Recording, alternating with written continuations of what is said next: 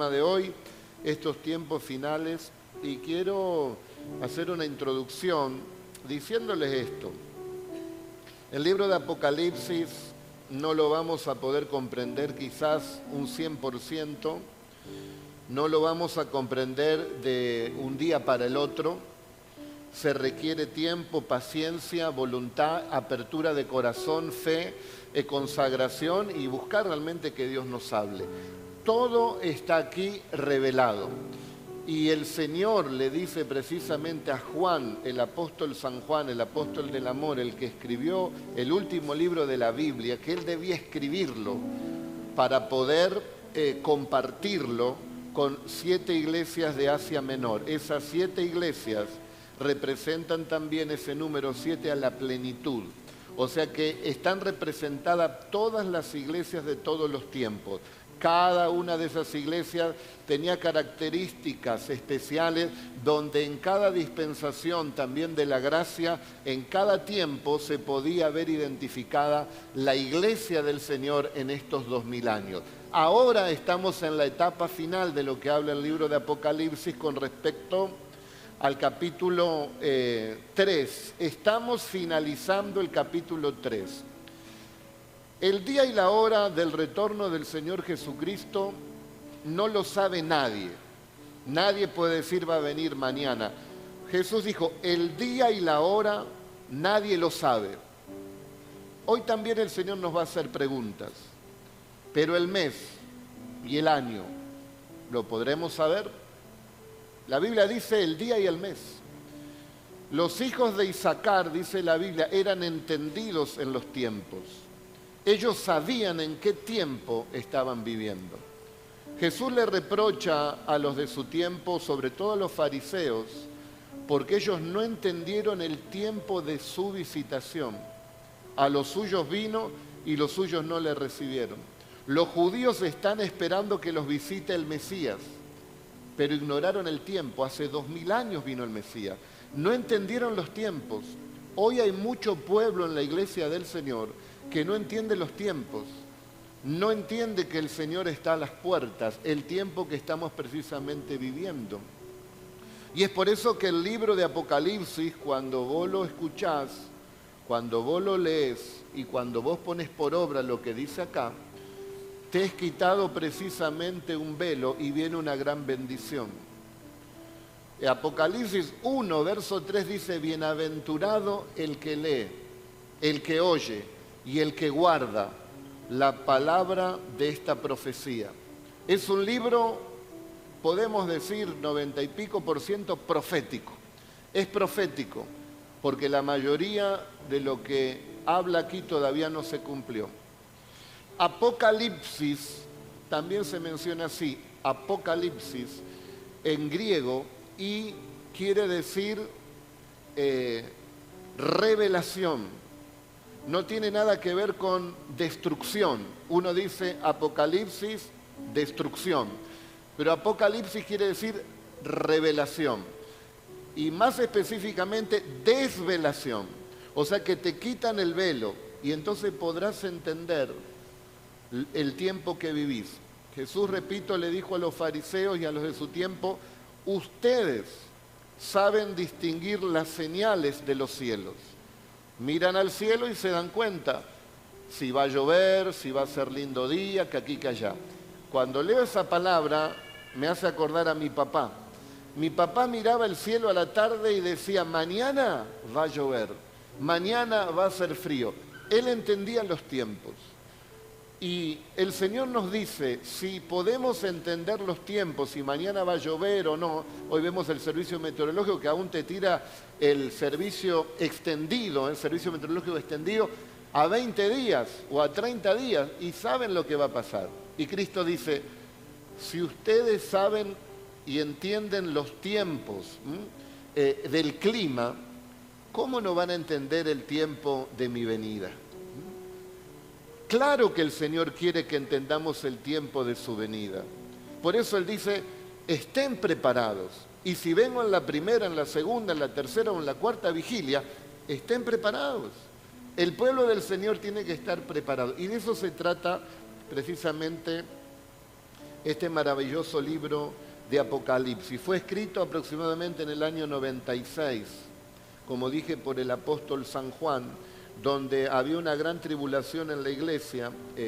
Juan estaba preso en la isla de Patmos. Según cuenta la historia de la iglesia, lo quisieron matar como a los demás mártires, pero no pudieron hacerlo. Algunos dicen que lo pusieron en un lugar donde había aceite hirviendo y no se quemó. Otros también dijeron distintas cosas que le hicieron y no pudieron matarlo. Y entonces lo exiliaron a la isla de Patmos y ahí estuvo. Él murió de viejo, murió naturalmente. No murió por mano de los romanos, sino que el Señor lo dejó hasta que tenga muchos años y puede escribir el libro de Apocalipsis en el año aproximadamente 96. Había un emperador que era muy malvado con los cristianos, que era el emperador Domiciano, que estuvo unos 14 años allí como emperador, desde el 81 hasta el 96 aproximadamente, 15, 14 años estuvo. Es un libro que, bueno, mientras hoy lo hablamos, podremos tomar algunas cosas. No tenemos un tiempo para desarrollar versículo por versículo. Sí lo tenemos en la web, está en YouTube, usted puede buscarlo allí y lo va a encontrar por Iglesia Cristiana de La Plata o Rev Luis E. Forza, busca Apocalipsis y aparece capítulo por capítulo y versículo por versículo. Lleva tiempo.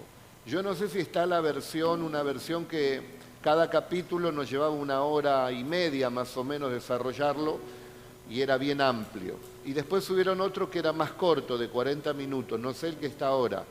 Pero bueno, busque porque usted va a encontrar también allí. Pero lo importante también es reunirnos para tener un panorama general. Y siempre es mejor el congregarse porque es bien bíblico y es donde se mueve el Espíritu Santo. Porque estos cultos especiales se trata de Apocalipsis y de el poder del Espíritu Santo.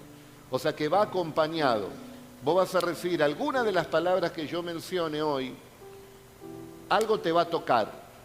Y antes de finalizar, vamos a orar para que el Espíritu avive tu interior, te llene de fuego y te llene de poder, porque de eso precisamente se trata estos cultos especiales, de poder estar llenos también del Señor.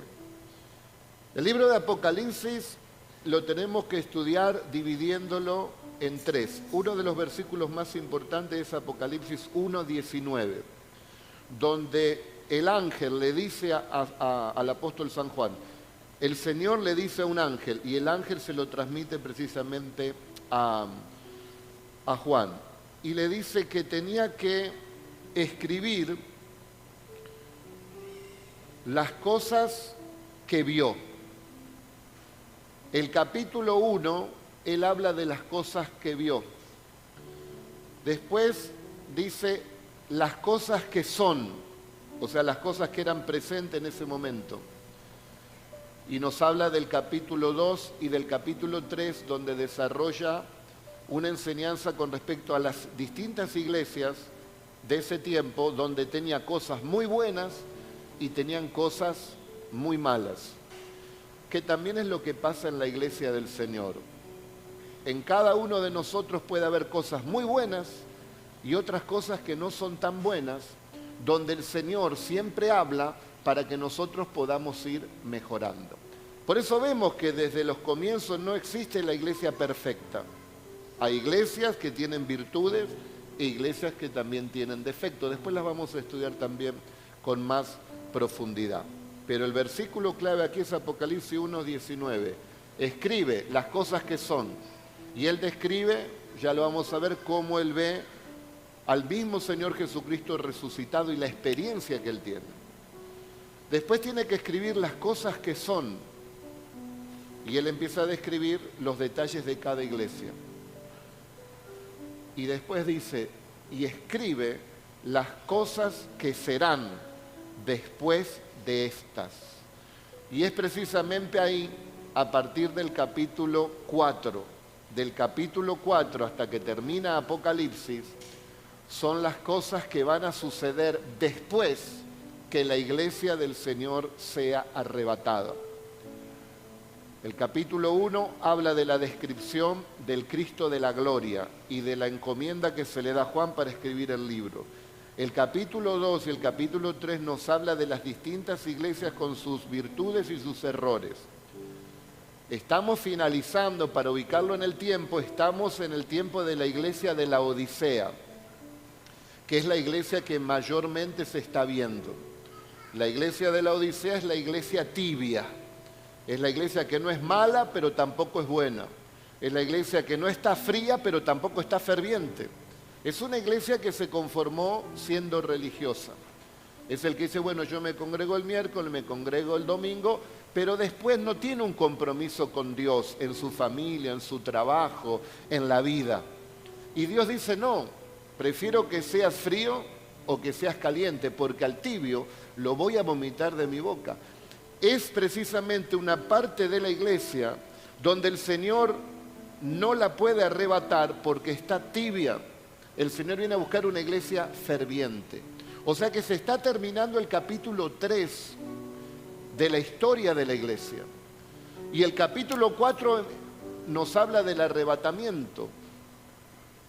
Oí como una trompeta, dice Juan, y al instante estaba en el Espíritu. Y la voz me dijo, sube acá. Y cuando oí esa voz que me dice, sube acá, yo estaba en el Espíritu, dice. Y Juan, desde el cielo, comienza a ver todos los acontecimientos que comienzan a suceder en la tierra. ¿Por qué Juan lo ve desde arriba? Porque Juan representa también a la iglesia. Y desde ahí arriba Juan ve todo lo que va a acontecer y lo escribe.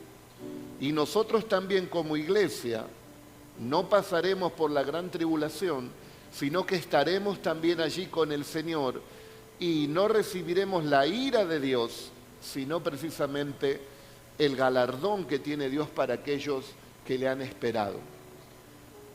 El día miércoles hemos hablado varios versículos con respecto a esto y hemos fundamentado que la iglesia del Señor no pasará por la gran tribulación.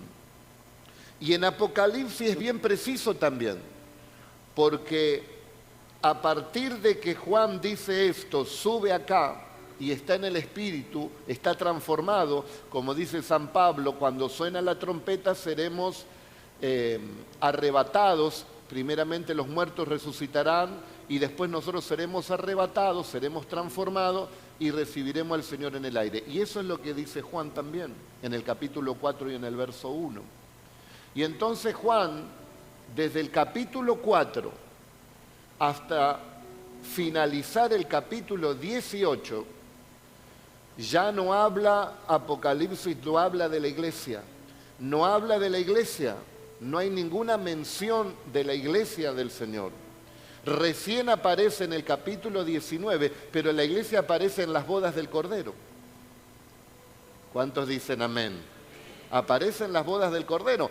Y habla, te va a hablar, capítulo 4 hasta el 18, te va a hablar todo de Israel, de los 144.000 judíos, de las 12 tribus de Israel, de Israel, que habla de la mujer y el dragón, hablando precisamente de Israel, todo lo que tiene que ver con Israel, de los 2 olivos, los 2 profetas, que puede ser Moisés y Elías, que predicarán en la gran tribulación, te habla del anticristo, te habla de guerras, te habla de destrucción, te habla de un montón de cosas, pero la iglesia no aparece. ¿Por qué no aparece en tantas pestes, tribulaciones, guerras, masacres, terremotos? ¿Por qué la iglesia no aparece del capítulo 4 al 18? ¿Por qué, pregunto? ¿Por qué no aparece? Porque fue arrebatada, hermano. Porque fue arrebatada. A veces hay personas que yo los entiendo y tienen esa duda, pero a la medida que vos profundizás te vas a encontrar 20 versículos que te dicen que la iglesia no pasará y 2 o 3 que por ahí te pueden dar alguna duda. Pero si la mayoría te está diciendo claramente esto, entonces tenemos que tomar lo que dice la palabra de Dios. Y aparte es bien coherente lo que dice la Biblia, la palabra del Señor.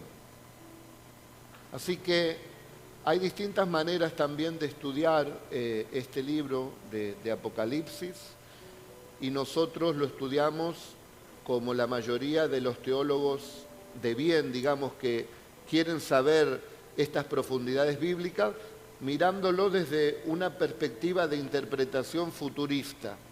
O sea que ahora estamos ya finalizando el capítulo 3, va a venir el arrebatamiento y después, bueno, los que se queden acá, después me van a decir un día si era verdad lo que hablamos o no. Pero es bueno que todos podamos participar de lo que el Señor, queridos hermanos, nos va a dar. Así que dichoso y feliz el que oye, el que lee y el que guarda. Ya tenés la bendición simplemente por escuchar. Vos estás escuchando la palabra profética más segura, la palabra del Señor, estás oyendo esta profecía bíblica y dice que serás feliz por oírla, por leerla y por guardarla. También la Biblia dice que nadie le quite y nadie le agregue a la palabra profética que está aquí. Ahora, fíjese, ¿no? Qué gran error de la iglesia del Señor, que no solo que le ha quitado de esta profecía, sino que no ha hablado de Apocalipsis. No se ha enseñado este libro de Apocalipsis. Ahora, gracias a Dios, algunos siervos lo están empezando a enseñar como pueden, porque no es un libro fácil, debido a los acontecimientos que están sucediendo allí en Israel. Pero qué bueno que varios de nosotros, queridos hermanos, lo podemos venir estudiando hace muchos años y no necesitamos ver nada. ¿Cuántos son de los que leen la palabra y le creen sin ver?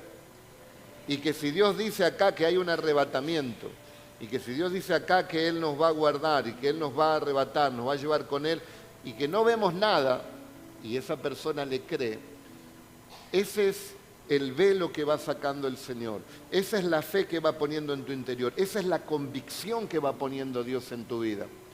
Yo no te lo puedo dar eso. Yo lo único que puedo hacer aquí es tratar de enseñar la palabra de Dios. Y Dios con su espíritu ir enseñándote en el corazón y poniendo la convicción, haciéndote ver realmente la verdad y quitándote Él esa venda que podemos tener de no poder comprender justamente todo lo que aquí menciona. También vemos que no se puede manifestar la maldad en extremo en esta tierra, porque la Biblia enseña que hay algo que está deteniendo esa liberación de la completa maldad. Si fuese por el diablo, él ya hubiera destruido a millones de personas. Pero la Biblia dice que hay algo que lo está deteniendo en 2 de Tesalonicenses capítulo 2, verso 3, que habla justamente del hombre de pecado, del hijo de perdición. Habla precisamente del anticristo, de este inicuo, dice, que va a gobernar las naciones. Nadie les engañe en ninguna manera, porque no vendrá sin que antes venga la apostasía. La apostasía es haber perdido la fe o que el creyente que conocía realmente al Señor se fue a las fábulas. O como hablamos el miércoles, que hay predicadores que por ahí no se dan cuenta, yo no puedo juzgar eso, pero que van llevando a la iglesia a un adormecimiento, que la van llevando a un entretenimiento, que la van llevando a que está todo bien, que todo es una fiesta. Y por ahí el que escuche eso dice, ¿qué fiesta si el diablo me está dando con todo? Y tengo que perseverar y tengo que fortalecerme y tengo que buscar de Dios para mantenerme firme. Y en otros lugares te hacen sentir que está todo bien y que no te preocupes en nada. Es como un adormecimiento. Es quizás el caballo de Troya que el mismo diablo mete dentro de la iglesia para adormecer a los mismos creyentes. Por eso dice que tenemos que tener cuidado, porque vendrá la apostasía. Vendrá gente que estará entre nosotros o predicará la palabra, pero no tendrá esa pasión de Dios, no tendrá el Espíritu de Dios. Quizás lo tuvo, pero se fue adormeciendo y hoy se llena con las cosas del mundo. Y la estrategia de esa iglesia o de ese predicador no es espiritual, sino que es carnal, que es natural, que es diabólica, que es con las armas humanas, que no se puede hacer mucho con eso. Y dice, vendrá la apostasía y se va a manifestar el hombre de pecado, el hijo de perdición, el cual se opone y se levanta contra todo lo que se llama Dios. Mire lo que está pasando en nuestro país. En 2 años, una persona que nunca militó en política puede ser presidente de esta nación. En 2 años, sin haber ocupado una intendencia, una gobernación, y puede ser presidente de una nación. Imagínese el día que se le permita al anticristo tomar el poder del mundo. Porque todas las naciones están viendo, aún lo que está pasando en nuestra nación, está pasando en muchas naciones, la incertidumbre, el hambre, la pobreza, la injusticia. Y están pidiendo por un Salvador, están pidiendo por un Mesías. Donde aparece uno que empieza a decir voy a hacer esto, lo otro, la gente empieza a creer, pero acá dice que nadie les engañe. Que nadie les engañe. El domingo dijimos, gane quien gane, a nosotros nos gobierna el Señor y a nosotros nos irá bien. Decirle al que está al lado, no importa quién gane el 22, decirle. A vos te va a ir bien, porque te gobierna Jesús. Dale un aplauso a Cristo, vamos.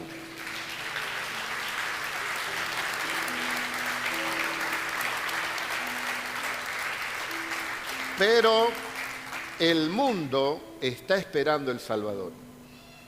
Donde alguien pueda poner paz en el conflicto árabe-israelí, ese será el Mesías para los judíos, ese será el Mesías para los árabes, ese será el Mesías para la Comunidad Económica Europea y ese será el Mesías para el mundo. Y ya el conflicto está. Falta que se desate bien esa guerra y quizás sea la oportunidad que tenga este personaje de entrar en acción. Pero la Biblia es categórica acá y dice, pero hay algo que lo detiene.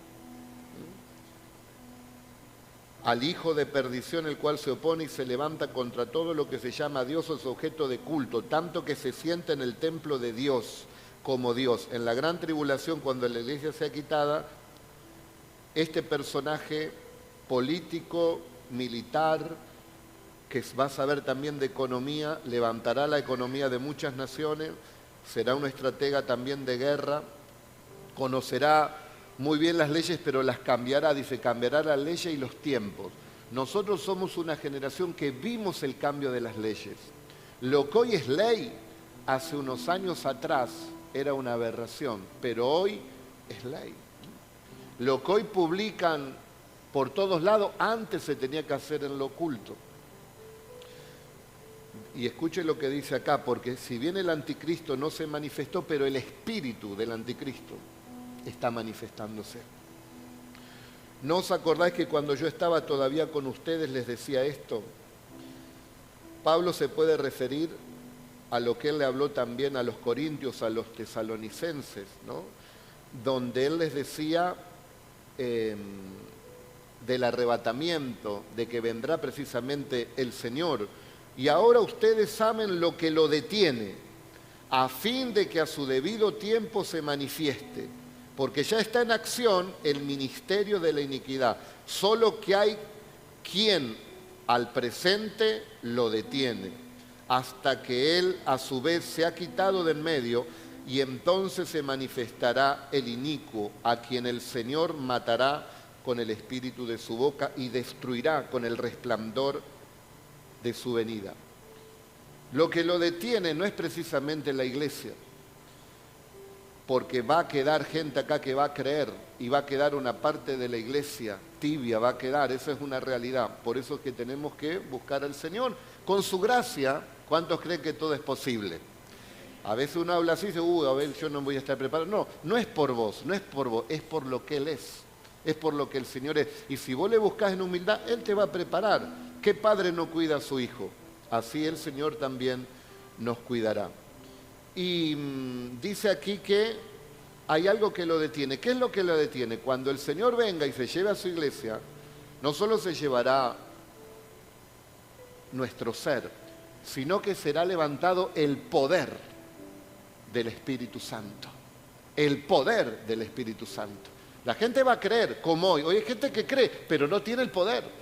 Y sin el poder del Espíritu Santo no podemos vencer al enemigo. Imagínense los que dicen la iglesia pasará por la gran tribulación. Imagínense esto. Entonces aparece el anticristo ahí y vos sos iglesia, y la Biblia dice que el Espíritu Santo está sobre vos y tenés poder. Y entonces el anticristo se manifiesta ahí, y el anticristo va a hacer esto, va a hacer lo otro, y entonces ¿dónde está el poder de la iglesia? ¿Dónde está la palabra que dice las puertas del infierno no prevalecerán contra la iglesia? Por eso no se puede manifestar el anticristo ahora, porque en la iglesia hay poder.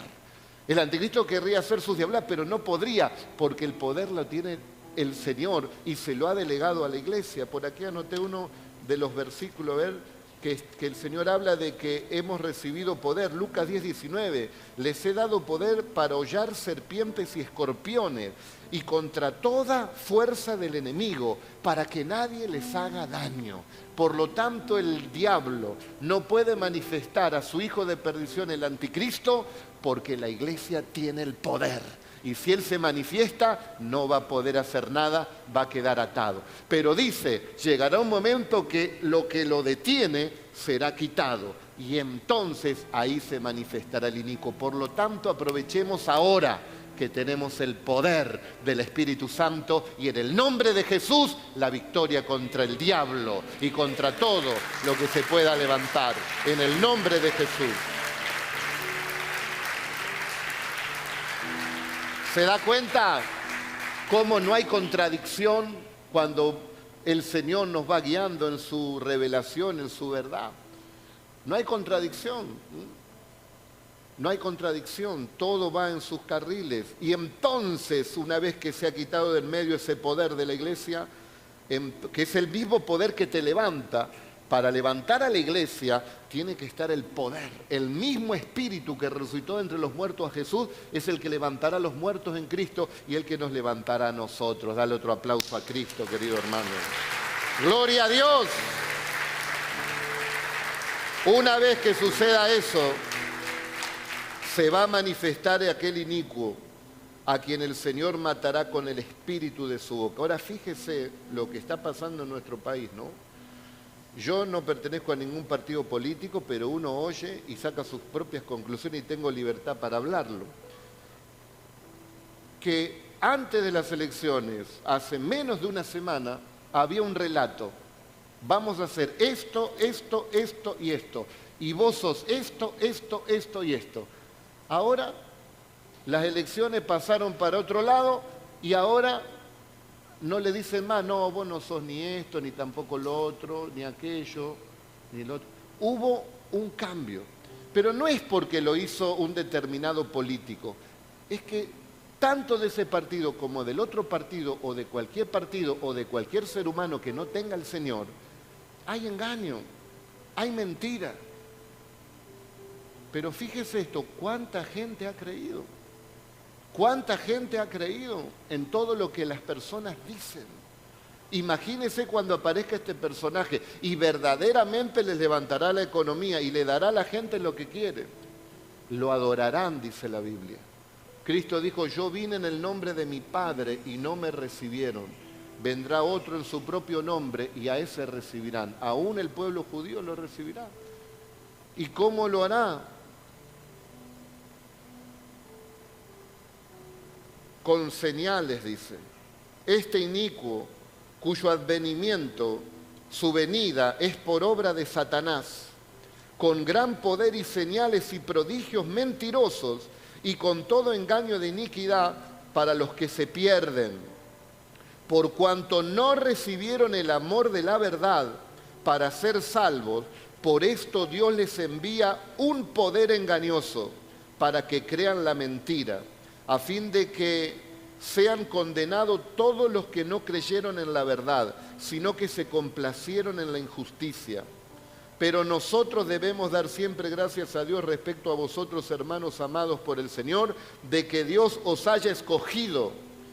Dios te escogió desde el principio para salvación, mediante la santificación por el Espíritu y la fe en la verdad, a la cual os llamó mediante nuestro Evangelio, para alcanzar la gloria de nuestro Señor Jesucristo. Nosotros tenemos una bendición gigante.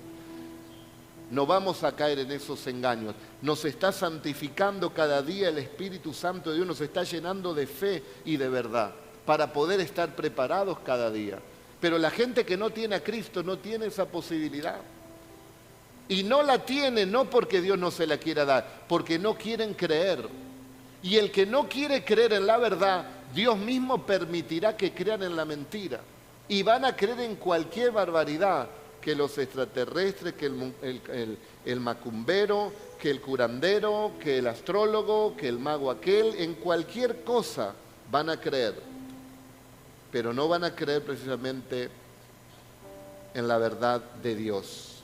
Así que toda la gente cree, algunos creen en el verdadero Dios y otros no creen en el verdadero Dios, pero sí van a creer en otras cosas. El capítulo 4 dice: después de esto miré y aquí una puerta abierta en el cielo, y la primera voz que oí como de trompeta, hablando conmigo, dijo: sube acá, y yo te mostraré las cosas que sucederán después de esta. Fíjese cómo se repite esa voz de trompeta, lo mismo que dice Pablo, con voz de mando, con trompeta de Dios, y Juan también lo relata y lo escribe. Y ahora Juan es un espectador privilegiado, donde él desde el mismo cielo comienza a escribir todas las cosas que van a suceder una vez que la iglesia sea arrebatada. En Tito 2:13 dice: nosotros los creyentes de Cristo estamos aguardando la esperanza bienaventurada y la manifestación de nuestro gran Dios y Salvador Jesucristo. Eso es lo que nosotros estamos precisamente esperando. En Corintios, primera carta 15, 51 y 53 también habla del arrebatamiento. Primera Tesalonicenses 4, 3 al 18 también nos habla acerca del arrebatamiento. Jesús nos habla en Mateo 24, 40, que Él viene como ladrón en la noche. En el momento que no lo esperan, dice Mateo 24, 44, es donde el Señor puede venir. Siempre decimos, bueno, si hoy pensaste que podía venir el Señor. Si hoy no pensaste que podía venir el Señor hoy, entonces sí puede venir el Señor hoy. Porque el día que no pienses, ese día vendrá justamente el Señor. Así que estamos en esos tiempos. Y usted que puede escuchar esta palabra, quizás se olvida de pensar, puede venir hoy el Señor. Imagínense aquellos que nunca oyen una palabra de esta, no piensan que el Señor podrá venir. Ahora, el Señor nos da una advertencia solemne en Lucas 21:36. Velen pues en todo tiempo orando para que sean tenidos por dignos de escapar. Usted lo que está haciendo hoy aquí, está velando. Hoy usted está cumpliendo la palabra que dice acá Jesús. Velar no es solamente quedarse una vigilia hasta las 7 de la mañana y estar medio dormido, no. Velen pues en todo tiempo, orando, que sean tenidos por dignos de escapar de todas estas cosas que vendrán y de estar en pie delante del Hijo del Hombre. Cuando venga el Hijo del Hombre, ¿hallará fe en la tierra? ¿Qué le dice usted al Señor? Cuando venga el Hijo del Hombre, dijo Jesús, ¿hallará fe en la tierra? Amén. Ese es usted. Alentalo al que está los yo. Vos sos un hombre de fe, decirle. Bueno, si es mujer, decirle, vos sos una mujer de fe. A ver si se le ofende, hermano. Ahora, como dijimos, el día y la hora, nadie lo sabe, queridos hermanos. Pero el Señor habló de la higuera. La higuera es Israel. Mateo 24, 32, 34. De la higuera aprended la parábola. Cuando ya su rama está tierna y brotan las hojas, sabéis que el verano está cerca. Así también vosotros, cuando veáis todas estas cosas, conoced que está cerca, a las puertas. Todo lo que nosotros estamos viendo, todas las señales que estamos viendo, nos está indicando que el Señor está a la puerta. Escuchen lo que dice: de cierto les digo, no pasará esta generación hasta que todo esto acontezca.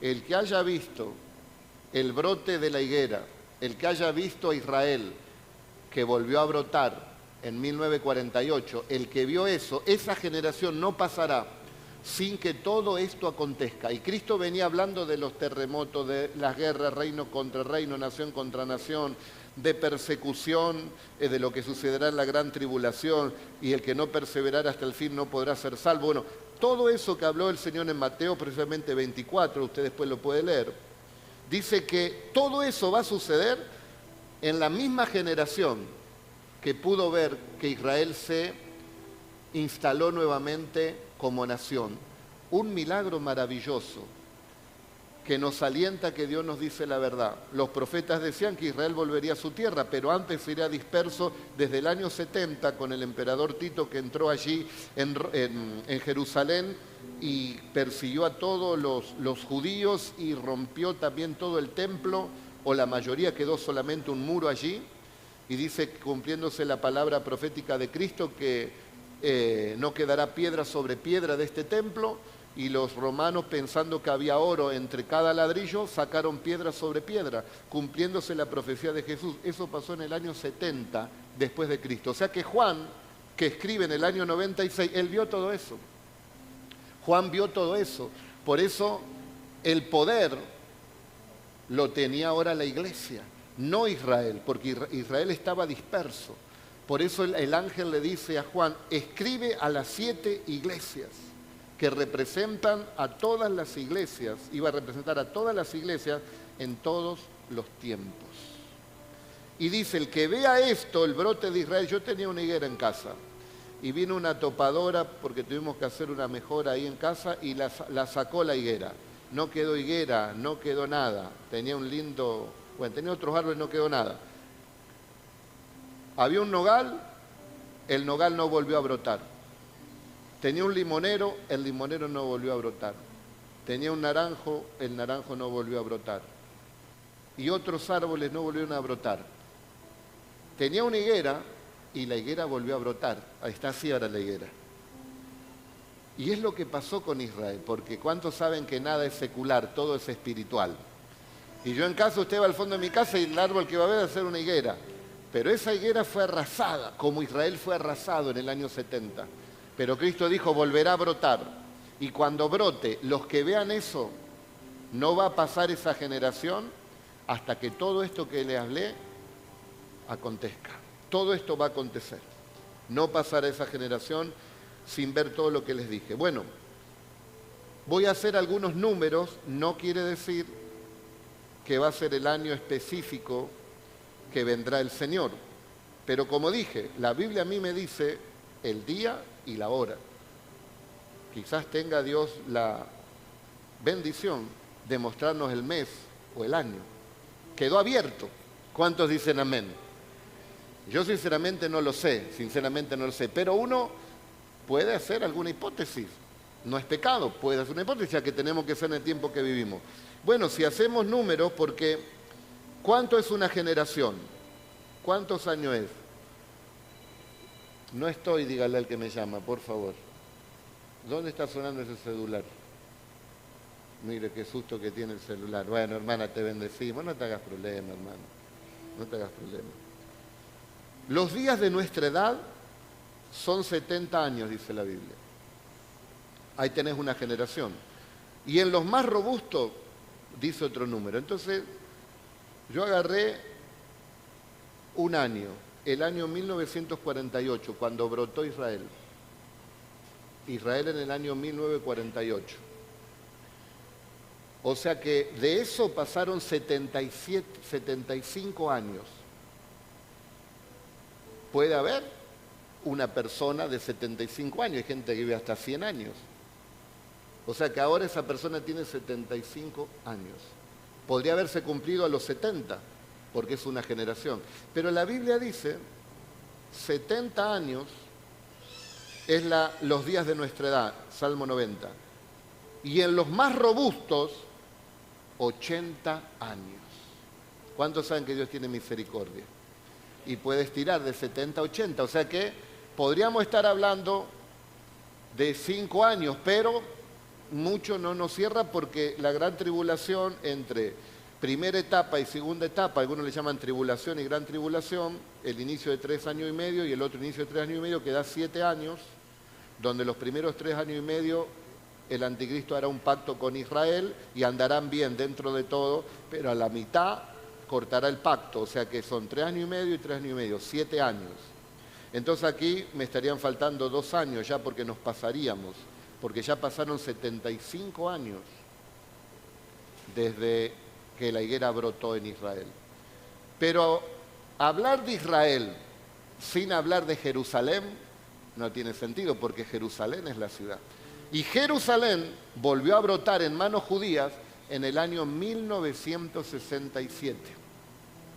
Y esa podría ser, como para poder tenerla también en cuenta. Repito, no digo que será, pero puede ser un gran brote. Jerusalén nuevamente con los judíos. La recuperaron de una manera gloriosa. Fue una guerra de 6 días donde cada israelita era como 1000 del enemigo y pudieron conquistar Jerusalén. Ahora, si nosotros hacemos los números de 1967, nos va a dar 70 años en 2037. Y después, haciendo unas conjeturas humanas, todo humano, ¿no? Se está hablando mucho de la Agenda 2030, donde aún los políticos estaban diciendo, sí, vamos a participar en la Agenda 2030, donde ahí hay un lineamiento para todas las naciones. Y si es el 2030, y son los 7 años 2037, da justo, ahí da justo con Jerusalén. Pero son simplemente conjeturas. Yo no sé si puede venir esta noche, si puede venir mañana, si puede venir en el 2030, si puede venir en el 2024, yo no lo sé. Pero en esas conjeturas y en esos tiempos que uno tendría que saber, porque dice la Biblia que Dios no hará nada sin antes revelárselo a sus siervos los profetas, eso está en el libro de Amós. Si tenemos tiempo, lo tengo por aquí el capítulo exacto y el versículo. ¿Qué Dios, qué padre no le va a decir a su hijo para librarle de una gran tormenta? Tiene que ser muy malo ese padre. ¿Qué padre de nosotros, si yo sé que cae granizo, le digo a mi hija, mira, no saque el auto porque va a caer granizo, para cuidar un bien material? ¿Cuánto más si se viene una tormenta de granizo de 40 kilos que van a hacer pedazos a los hijos de Dios? ¿Que acaso no tenemos un padre bueno? Sí, tenemos un Padre bueno que nos está diciendo, prepárense, porque mi pueblo no pasará por la gran tribulación y se irán conmigo a la gloria eterna. Ese es nuestro Padre, que nos cuida. Yo le dije al Señor, miren, acá hay tanto para hablar, dirigime vos, Señor. Y todavía no hablé, ni siquiera hablé Apocalipsis 1. Así que, pero ¿cuánto están recibiendo algo hoy? Después tenemos otras conjeturas también con respecto a la venida del Señor, que eso es lo importante acá. Porque por más que usted sepa lo que quiere decir simbólicamente la mujer y el dragón, por más que usted sepa lo que quiere decir los 144.000, por más que usted sepa lo del milenio en el capítulo 20, por más que usted sepa el capítulo 6, los sellos que se van a abrir y todo lo que va a venir, por más que usted sepa todo eso, si usted no es consciente del tiempo que vivimos, el diablo lo va a engañar y le va a decir, bueno, pero eso falta como 100 años. Pero usted va a estar tranquilo, va a estar haciendo la plancha. Por eso creo que el Espíritu hoy nos está remarcando, cuidado muchachos y muchachas, porque el tiempo está cercano, el tiempo está a las puertas. Y otra conjetura que podemos hacer es lo que dice Oseas, el profeta Oseas, que habla del sufrimiento del pueblo de Israel, cuánto tiempo sería y después vendría un descanso para Israel. Vendría un milenio, que es el milenio donde también nosotros reinaremos con Cristo, pero Israel también reinará y también tendrá autoridad en ese reino milenial y tendrá un descanso de tanta persecución. ¿Qué dice el profeta Oseas? Que tiene que ver también con la venida del Señor. Escuche. Vengan, dice, volvámonos a Dios, porque Él arrebató y nos curará, hirió y nos vendará. No puede ser más vigente esta palabra para Israel. Lógicamente, Oseas, un profeta judío predicándole a los judíos, le dice, vengan, le dice a los judíos, volvámonos a Dios, porque Él arrebató. Vimos que secuestraron como a 200 personas. Dice, hirió, pero también nos curará y nos vendará. Dios permite ciertas cosas para que también el pueblo pueda despertar. Dice el profeta, nos dará vida después de 2 días. En el tercer día nos resucitará y viviremos delante de Él y conoceremos y proseguiremos en conocer a Jehová como el alba está dispuesta a su salida. Y vendrá a nosotros como la lluvia tardía y temprana a la tierra. Jehová se manifestará como el alba, dice. Bueno, usted ve cuando está el alba, que está aclarando, inmediatamente sale el sol. Eso es lo que está diciendo. Después de 2 días vendrá el sol de justicia, vendrá Jehová y nos curará. Está hablando de ese milenio. Para los judíos es un descanso, pero para nosotros nos está hablando que 7 años antes de ese milenio, precisamente viene el arrebatamiento de la iglesia. Y en segunda carta de Pedro, en el capítulo 5 y verso 8, nos dice lo que equivale un día en años. ¿Y qué dice Pedro en su segunda carta, capítulo 5, 8? Dice que un día es como 1000 años y 1000 años es como un día. Y aquí dice el profeta Oseas que fueron heridos y nos dará vida después de 2 días. Estamos hablando desde el momento de el Mesías que no recibieron y que fueron perseguidos y expulsados a distintas naciones y que ahora volvieron.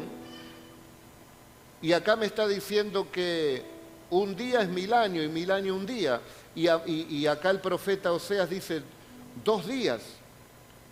Y fíjese que son ya casi 2 días de Dios que Dios hirió desde el momento que rechazaron al Mesías, del momento que fue expulsado de su tierra. 2 días de Dios. 2 días de Dios, Pedro dice, son 2000 años, ya que un día es 1000 años. 2000 años. Han pasado 2000 años. Cuando pasen 2000 años, mejor dicho, ahí vendrá precisamente la salida para Israel. Ahora, ¿desde cuándo podemos entrar a contar? Desde el momento de la resurrección de Jesucristo, porque es ahí precisamente donde nace la iglesia. La iglesia nace aproximadamente en el año 30 después de Cristo, con el calendario que nosotros tenemos. El calendario anterior sería -3, el que nosotros nos da 0. O sea que sumando 33 años nos daría en el año 30 después de Cristo. En el año 30, o sea, en el tiempo de la resurrección, entramos a contar 2 días. Y desde el año 30, un día sería 1030 y 2 días nos está dando 2030. Muy similar a la otra hipótesis que hicimos de Jerusalén, que brotó en el año 1967. Yo no sé si en el año 30, pero los números están pegando ahí. Quizás pegó en el palo, quizás pasó cerca, yo no lo sé. Pero creo que el Señor va a ir revelando a medida que van sucediendo los acontecimientos. Dios quiera que en esta noche pueda plasmar el Señor en nuestro corazón y entender el tiempo que estamos viviendo. Muchos simbolizan la hora 12, ¿no? Porque a medianoche se oyó un clamor y vino el esposo. Y ponen el reloj que ya hace 35 años, cuando me convertí, el reloj estaba 12 menos 5. 12 menos 5 minutos. Ponga usted la aguja donde quiera. Yo creo que son las 12 menos segundos. ¿Cuántos dicen amén? Ese es el reloj profético. Ahora, yo no le puedo decir, sí, viene el año que viene, el 2030, no lo sé. Pero analizando un poco, estamos dentro del tiempo profético que el Señor precisamente está hablando. Así que, queridos hermanos, Dios quiera que podamos tener temor del Señor en este tiempo que es lo que se ha perdido muchas veces. Con estas conjeturas humanas, pero Dios nos dio un cerebro para pensar. Decirle que está te dio un cerebro para pensar. Yo no tengo la bendición de que me baje un ángel y me diga, mira, Luis va a venir este año más o menos. No tengo esa bendición que me baje un ángel. Entonces me dio un cerebro con lo que estudiamos, con lo que leemos, con lo que vemos, con lo que dicen las profecías. Y bueno, yo me imagino a Daniel que estudiaba, que se preparaba para poder entender los tiempos. Y nosotros también tenemos que entender los tiempos. Dele un aplauso a Cristo, hermano, dele un aplauso a Cristo.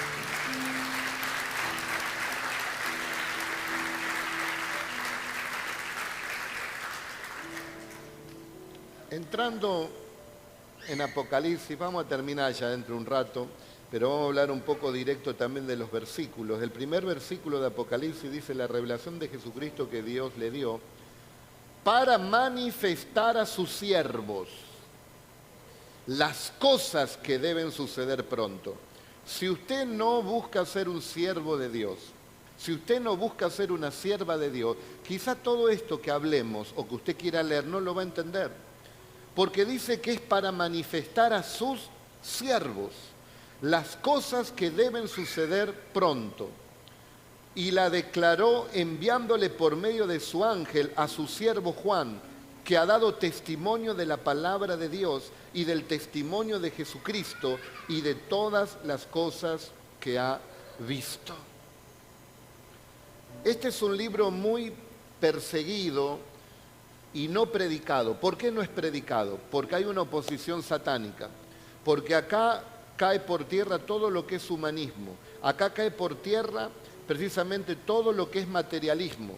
Porque te das cuenta en este libro que por más que quieras acumular, tener o confiar en la riqueza o esto o lo otro, en algún momento va a suceder algo tan tremendo para esta tierra que eso no va a servir absolutamente de nada. Llegará el momento donde dólares, alhajas, que es lo que están mostrando ahora por televisión, ¿no? Con tanto escándalo de aquí y allá, todo eso llegará un momento que estará por las calles y la gente no lo querrá, porque tendrá hambre, porque estará enfermo, porque será una destrucción total. Pero eso no es para nosotros, decirle al que está más temeroso ahí al lado tuyo, decirle, esto no es para vos. Esto es, Dios nos hace escuchar esta palabra hoy para llenarnos de compasión de aquellos que no temen a Dios. Y también si hay alguno que está medio tibio, para que se vuelva ferviente, para que pueda volar también al cielo.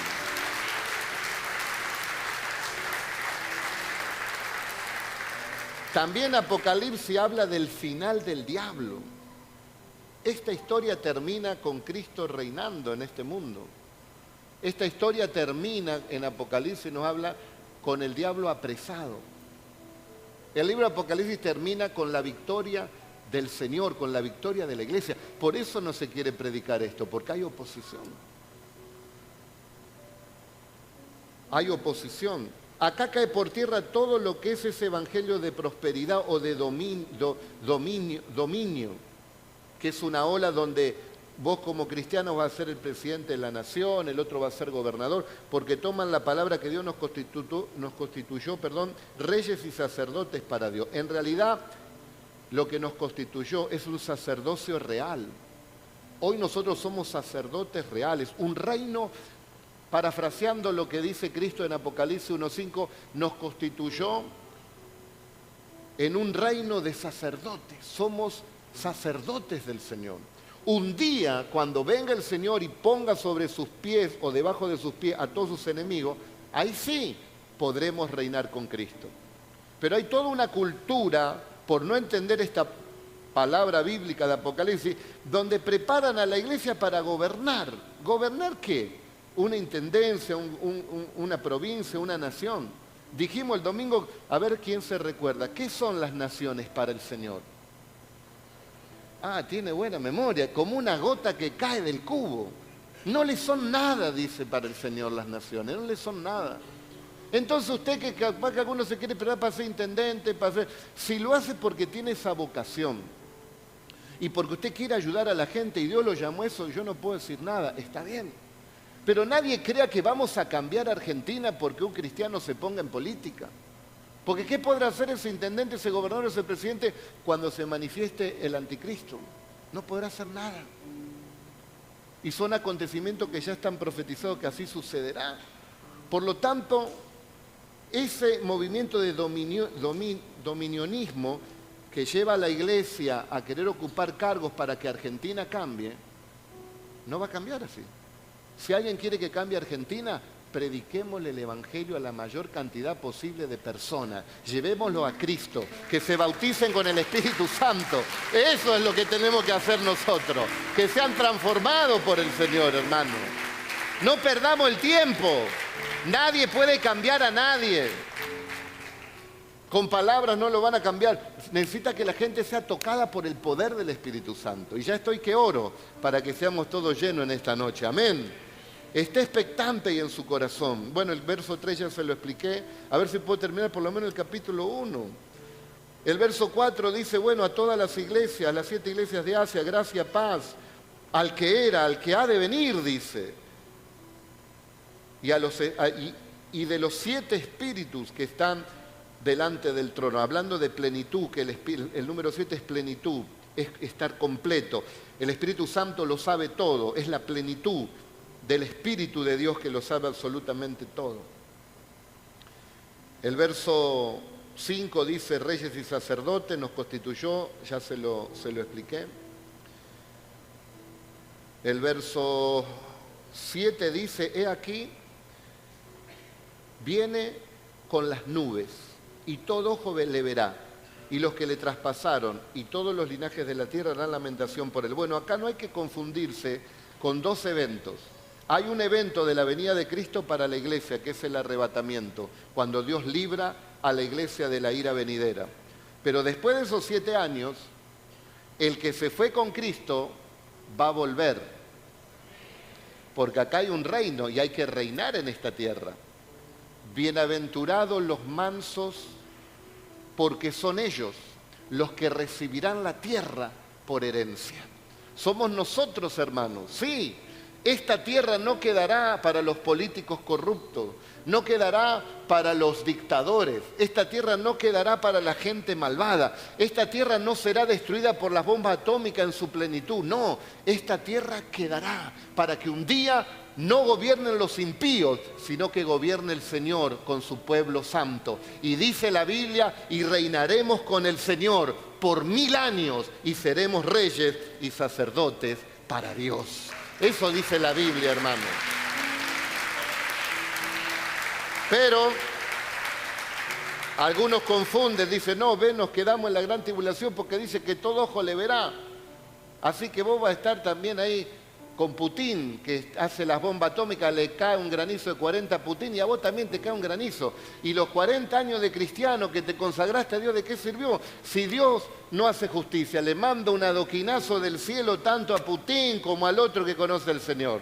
Nadie los engañe, hermano. El Señor viene a buscar a su iglesia y dice que apartará el trigo de la paja y al trigo lo pondrá en su granero y a la paja la quemará. Y nosotros no somos paja, nosotros somos trigo que nos llevará al granero del cielo para cuidarnos. Bendito sea el Señor. Amén. Bendito sea el Señor. Bueno, voy rapidito, ya termino. Vienen las nubes, dice, ¿y esto qué? Y todo ojo le verá. Bueno, es cuando viene el Señor. Ahora no va a venir en esta segunda venida visible para el mundo. Vino la primera visible para el mundo hace 2000 años. Vino como cordero, pero ahora viene como león. Vino con misericordia, ahora viene con justicia. Vino como el siervo de todos, ahora viene como rey de reyes y señor de señores. Ahora viene a reinar, ahora viene a poner fin a la guerra de Armagedón que le expliqué el miércoles pasado, esa tercera guerra mundial. Viene a apresar al anticristo, viene a poner bajo su pie a todos sus enemigos. Y claro, viene y todo ojo le verá. Y yo me acuerdo lo que dijo una vez Luis Palau. Ahora está con el Señor, este gran siervo de Dios, ¿no? O un siervo de Dios que creía en un gran Dios, como el nuestro. Él decía, mi abuelo no creía en Dios y se burlaba. Decía, ¿cómo que todo ojo le verá? Le decía el abuelo. Recuerde que Luis Palau murió hace unos 4 o 5 años y tendría como 85 años. O sea que imagínense 90 años atrás, que el abuelo le decía, 85 años atrás le decía, no, ¿cómo le van a ver todo ojo si cuando nosotros acá de día, en China es de noche? No, eso es mentira, ¿te das cuenta? Y ahora, dígame, con la tecnología que tenemos, no se puede filmar a cada segundo todo lo que está pasando en el mundo. Usted aquí al instante tiene lo que está pasando en Israel, en vivo y en directo. Imagínese cuando venga el Señor. Por eso todos tienen celulares. Este celular muchos lo van a usar para filmar a aquel que viene en el caballo blanco, donde tiene sus ojos como llama de fuego, su rostro es más fuerte que el sol, tiene un cinturón de oro y una túnica blanca y sus pies son como el bronce bruñido y de su boca sale una espada aguda con la cual herirá a las naciones. Y muchos le estarán filmando y dice, ¿quiénes son los extraterrestres? Y nosotros del cielo viniendo con él diremos, no somos extraterrestres, somos el pueblo victorioso del Señor, que venimos a poner orden en esta tierra perdida con nuestro Rey de reyes y Señor de señores. Y todo ojo le verá. Y viene en las nubes. Yo soy el alfa y el omega, dice el verso 8. El principio y el fin, dice el Señor, el que es, el que era y el que ha de venir. Esto lo dice el mismo Señor, el que ha de venir, Él va a venir. Yo le creo al Señor. ¿Va a venir o no va a venir? Yo le creo al Señor, hermano. Gloria a Dios, el Todopoderoso. Yo, Juan, su hermano, copartícipe en toda la tribulación del reino y la paciencia, estaba en la isla de Patmos por causa de la palabra de Dios y del testimonio de Jesucristo, dice. Yo estaba en el Espíritu en el día del Señor. Qué importante estar en el Espíritu. ¿Qué es estar en el Espíritu? Como usted está hoy aquí, atento, a ver qué tiene el Señor que decirme, oyendo al Señor, buscando, siendo sensible a la voz del Espíritu. Así estaba Juan en la cárcel. Juan estaba esperando la muerte. Y de repente tiene la manifestación más gloriosa. Y oí, dice, imagínese Juan, solo, en la isla de Patmos, en esa cárcel, estaba ahí, esperando la muerte, y oí detrás de mí una gran voz como de trompeta que me decía, yo soy el alfa y el omega, y el principio y el fin.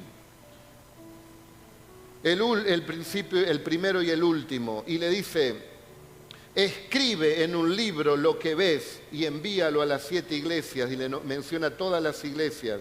Y me volví, dice, para ver la voz que hablaba conmigo, y vuelto vi 7 candeleros de oro, y en medio de los 7 candeleros de oro, uno semejante al Hijo del Hombre, vestido con una ropa que llegaba hasta los pies, ceñido por el pecho con un cinto de oro. Así está el Señor ahora. No está en una cruz, no está sufriente, no está sangrando.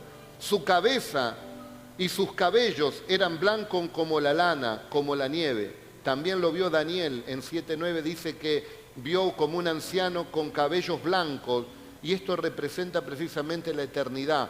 Daniel le llama el anciano de días, muy similar a lo que vio también Juan. Los ojos como llama de fuego tiene el Señor.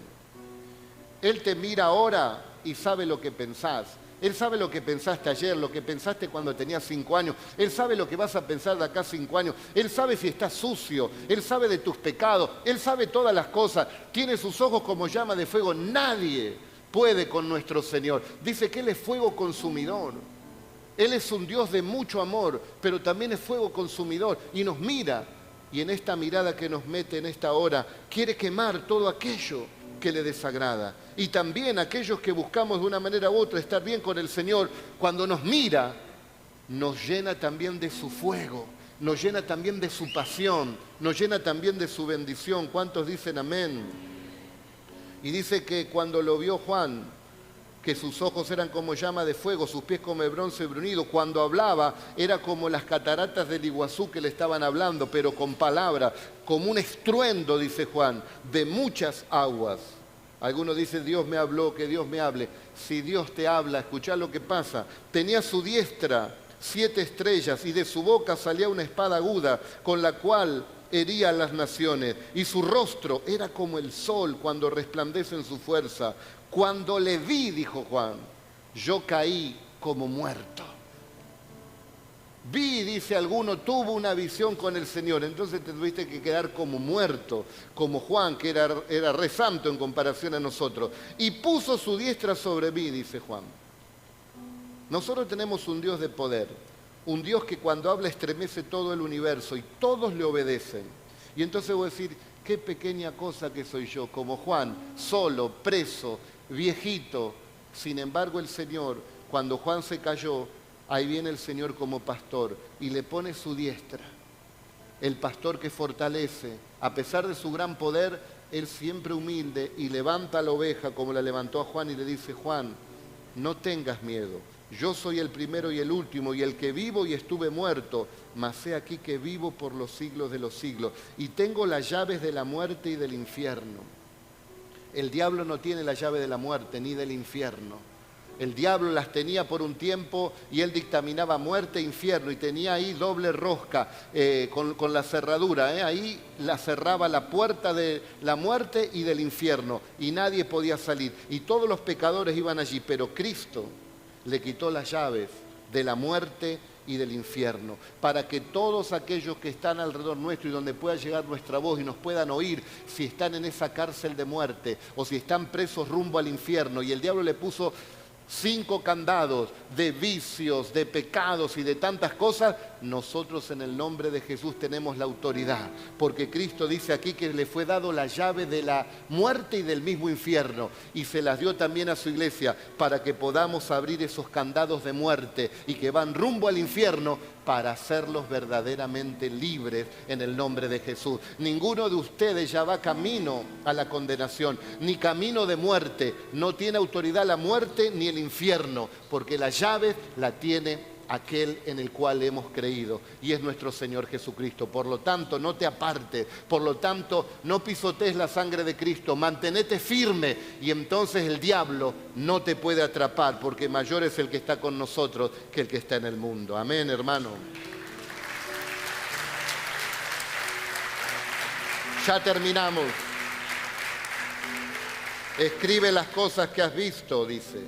Entonces Juan, todo lo que te dije, escribe las cosas que has visto. Y él la escribió. Y las que son, el miércoles veremos todas las iglesias, lo que él veía. Y las cosas que han de ser después de estas. Y después dice, para terminar el verso 20, el último capítulo, el misterio de las 7 estrellas que has visto en mi diestra y de los 7 candeleros de oro. Las 7 estrellas son los ángeles de las 7 iglesias. Y los 7 candeleros que has visto son las 7 iglesias. Aquí habla, la palabra griega es angeloi, en griego, y habla de mensajero, esa palabra ángel de mensajero. Esta carta va directa a cada pastor de esa iglesia, de esa congregación de las 7. Y lo dice, esos son los ángeles, no se refiere a los ángeles celestiales. ¿Con qué necesidad el Señor le va a dar un mensaje a los ángeles celestiales si los ángeles celestiales no están viviendo aquí en esta tierra? Vienen para ayudarnos a nosotros, pero el mensaje es justamente para los siervos de cada una de esas iglesias. Y los 7 candeleros que has visto son las 7 iglesias. O sea que en cada siervo de Dios tiene que estar esa luz como tiene la luz la estrella. No para la vanagloria, no para ser famoso, no para llenarse de orgullo o de egoísmo, no. Dice la Biblia que cada estrella tiene su propia luz. Y cada uno de nosotros los que servimos al Señor tendremos que dar cuenta de esa luz. ¿Cómo está mi luz? ¿Qué clase de estrella soy en medio de este mundo oscuro para mi Dios? ¿Realmente tengo a Cristo? ¿Estoy iluminando? De eso se trata. Cada pastor tiene que ser esa luz, cada siervo, cada sierva tiene que ser esa luz. El Señor nos llama como ángeles, mensajeros, para poder iluminar en medio de las tinieblas. Y después dice, y los 7 candeleros son las 7 iglesias. O sea que ¿de qué sirve el candelero si no tiene luz? Está hablando también que el Señor inspecciona la congregación. Y si en los creyentes está esa luz, está ese fuego que tenían los candeleros para iluminar. En la iglesia tiene que estar el fuego del Espíritu Santo. En la iglesia tiene que estar la luz del Señor. En la iglesia tiene que estar la presencia del Señor. Y la iglesia no es el templo, la iglesia somos cada uno de nosotros. Llénate del Espíritu Santo, llénate del fuego de Dios, para que esta congregación pueda ser luz delante de nuestro Señor e impactar esta ciudad y a donde el Señor nos envíe, querida iglesia. Amén, amén, amén.